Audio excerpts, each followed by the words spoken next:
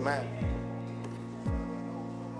Since we're talking about hope, and everybody ain't got up and walked out on me, can I have 5 more minutes? I want to find out. Will y'all give me 5 more minutes? Everybody in here stay and listen to me? Give me 5 more minutes. All right. Amen. I want to share a testimony with you. Every now and then I like to do that because I really want you to know that Jesus is real.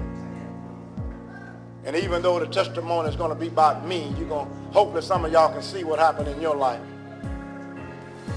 Guess I was about 8 or 9 years old. That gentleman standing back there at the Coke machine in a green shirt on, named Dante Sullivan. He was about 10 years old, so he can attest I'm not making this story up. We were outside playing as little kids over on Rudder Heights. I don't know what they call it now. They're at Rudder Road right across from you. What do they call that apartment complex? Some village, but it used to be called Rudder Heights. This was back in the early 70s. And an elderly couple pulled up and asked us if we wanted to go to work for them. You remember that, Dan? Okay. And being young, naive kids, we said, yeah, we want to go to work. We ran in the house and asked our mom permission, could we go work for somebody? She was half asleep. And she said yes. And we went back out and got in the car with this couple because we thought they were trustworthy because the outside appearance, they looked trustworthy. And it wasn't until they got us to the state line that we started feeling something wasn't right. And here we are, 3 children. You can't take kids across state lines. So we started sensing something was wrong. They took us somewhere. I believe today it was somewhere around Steele, Missouri, but I don't know the exact location. And Dan, being a little older, he picked up on this just ain't right. They had us working, doing all kind of stuff they shouldn't have had kids doing. They tried to feed us some lunch, and Dan told me not to eat it. He said some poison in it. I saw him put some rat poison in it. I'm not making this up. I want y'all to know this. So we didn't eat the lunch. The man became angry because we didn't eat.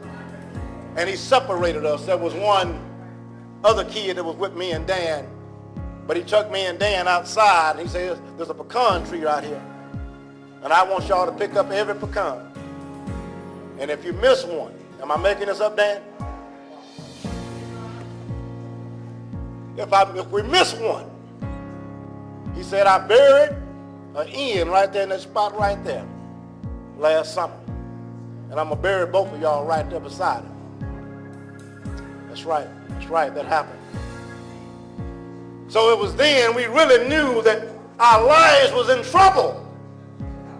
Didn't know how we was going to get out of this situation.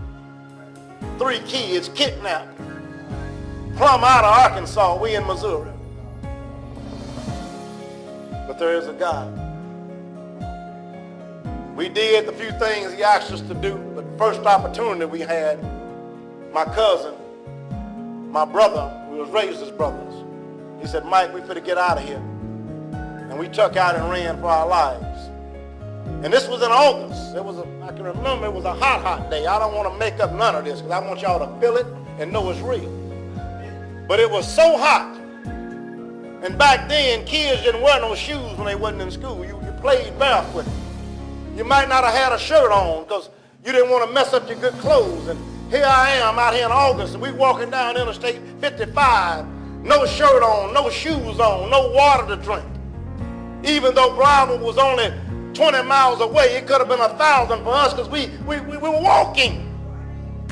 We were so terrified and so scared that this elderly couple was going to chase us down. We was too scared to get in a car with anybody. And I promise you guys, we escaped death because of Jesus. That road that walked down Interstate 55, my feet were blistering, my back was blistering, and we were too scared to catch a ride. Dan says, time, we're going to have to pick out one of these cars because 2, 3 cars that stopped to try to give us a ride, but we was too scared.